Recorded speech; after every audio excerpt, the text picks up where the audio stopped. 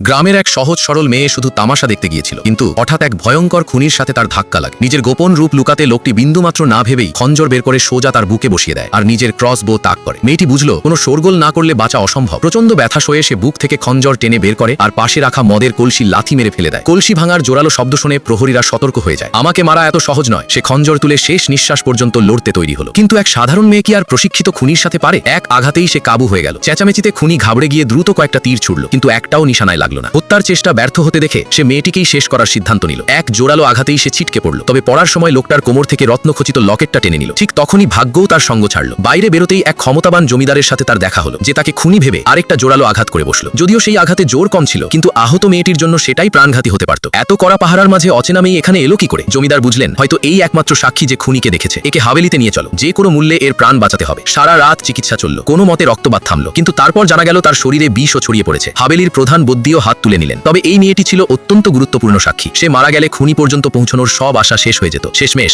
জমিদার নিজের সবচেয়ে দামি ওষুধ বের করে তার প্রাণ বাঁচানোর সিদ্ধান্ত নিলেন। দিন রাত এক করে বদ্যি তাকে মৃত্যুর মুখ থেকে ফিরিয়ে আনলেন। ঘাবড়িও না, এখন তুমি নিরাপদ। জ্ঞান ফিরলে মেয়েটি দেখলো তার প্রাণ বাঁচিয়েছেন সেই নাম করা জমিদার, যার নাম দূর দূরান্ত পর্যন্ত ছড়ানো। কিন্তু দুনিয়ার প্রথম ধাক্কাই তাকে ভীষণ সতর্ক করে তুলেছিল। তাই সে সামনে এগিয়ে দেওয়া ওষুধের বাটিটাও নিতে অস্বীকার করলো। তার সন্দেহ বুঝে জমিদার নিজেই আগে এক চুমুক খেলেন। এবার তো বিশ্বাস হলো। তারপর তিনি চাকরকে বললেন, ওর জন্য আরেকটা চামচ নিয়ে আয়। মেয়েটি অবাক হয়ে গেল। যার বীরত্বের গল্প চারদিকে বিখ্যাত, তার ভেতরে এত নম্রতা আর সংবেদনশীলতাও ছিল। শেষমেশ সে চুপচাপ ওষুধ খেয়ে নিল। যখন তাকে জিজ্ঞেস করা হলো সে হাভেলি পর্যন্ত কিভাবে এলো, তখন সে মিথ্যে গল্প ফেদে বসলো। আমার নাম গৌরী, আমি আত্মীয়দের সাথে দেখা করতে যাচ্ছিলাম, কিন্তু রাস্তায় আমার জিনিসপত্র হারিয়ে যায়। খাবারের খোঁজে ঘুরতে ঘুরতে আমি ওখানে পৌঁছে যাই। এরপর সবচেয়ে জরুরি প্রশ্নটা করা হলো, তোমার কি সেই খুনির চেহারা মনে আছে? গৌরী সত্যিটা বলতেই যাচ্ছিল, হঠাৎ তার খুনির হুমকির কথা মনে পড়ে গেল। আর একটা শব্দও বেশি বললে তোর জিভ কেটে নেব। প্রাণ বাঁচাতে সে শরীর খারাপের ভান করলো। জমিদারও তাকে আর বেশি জেরা করলেন না, কিন্তু সে ভালো করেই বুঝছিল যে খুনির পরিচয় বলে দিলে সে তাকে কখনো ছাড়বে না, আর চুপ থাকলে হাভেলির লোকেরাও তাকে সহজে যেতে দেবে না। তাই সে ঠিক করলো যে আগে পুরোপুরি সুস্থ হতে হবে, তারপর সুযোগ বুঝে এখান থেকে পালাতে হবে। কিছুদিন পর সে এমনই এক সুযোগ দেখতে পেল।